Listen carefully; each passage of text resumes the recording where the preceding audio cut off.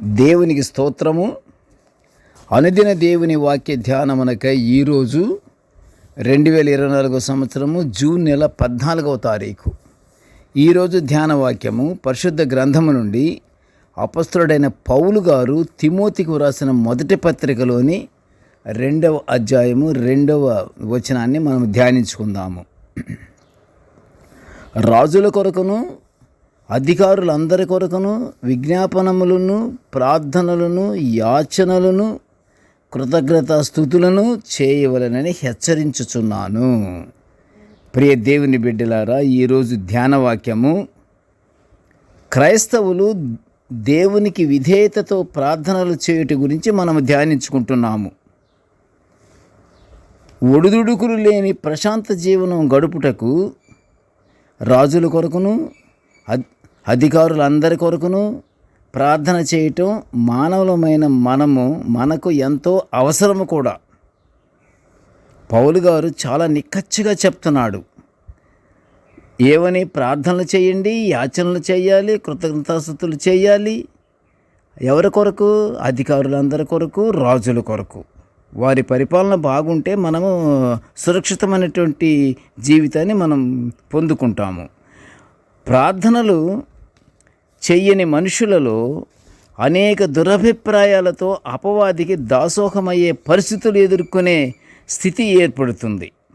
అందుకే అపొస్తలుడైన పౌలు గారు ఈరోజు ధ్యానవాక్యములో ఈ విధంగా ప్రార్థనలు మీరు చెయ్యాలి అని అన్ని సంఘాలను హెచ్చరిస్తున్నాడు. ప్రతి విషయమునందును దేవునికి కృతజ్ఞతాస్తుతులు చెల్లించాలి. ఎల్లప్పుడూ సంతోషంగా ఉండాలి. ఎడతెగక ప్రార్థన చేయాలని పౌలు గారు మరీ చెప్పుచూ దెసలోనికేయులకు సంఘానికి వ్రాసిన పత్రికలో 5వ అధ్యాయము 16 నుండి 18 వచనాలలో పౌలు గారి హెచ్చరికలు మనము చూస్తున్నాము. పౌలు గారి హెచ్చరికలు మనమంతా పాటించాలి. అంతేకాదు, ప్రతి క్రైస్తవుడు పరిశుద్ధులతో సహవాసము కలిగి ఉంటే దేవుడు ఎంతో ఆనందించి మనపై దీవెనలు కురిపిస్తాడు. అంతేకాదు కానీ క్రైస్తవుడు కనికరము కలిగి ఉండి బీదవానికి సహాయం చేయాలి. ఈ విషయంలో పౌలు గారు గలతీ సంఘానికి వ్రాస్తున్నాడు.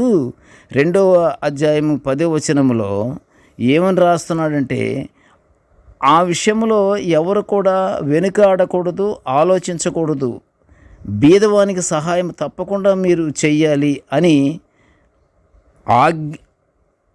ఆజ్ఞ ప్రకారంగా హెచ్చరిస్తున్నాడు. దేవుడు మనకిచ్చిన కృపావరములను దేవుని మహిమ కొరకు వాడాలి.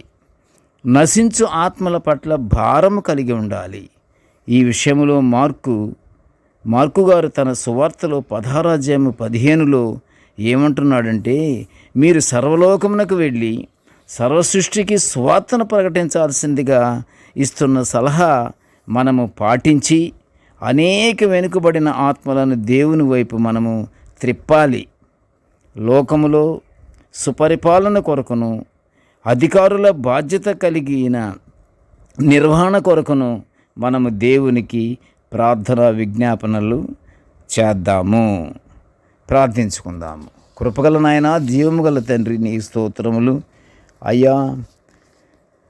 నీ యొక్క దివ్యమైన వాక్యాలను నాయన నిత్యము తండ్రి మేము ఇలా ధ్యానించుకునే ఇంత గొప్ప భాగ్యాన్ని మాకు అనుగ్రహించినందుకు నీకు ఘనమైన స్తోత్రములు తండ్రి. నేటి ధ్యాన వాక్యమును వినుచున్న ప్రతి బిడ్డను ఆశీర్వదించయ్యా.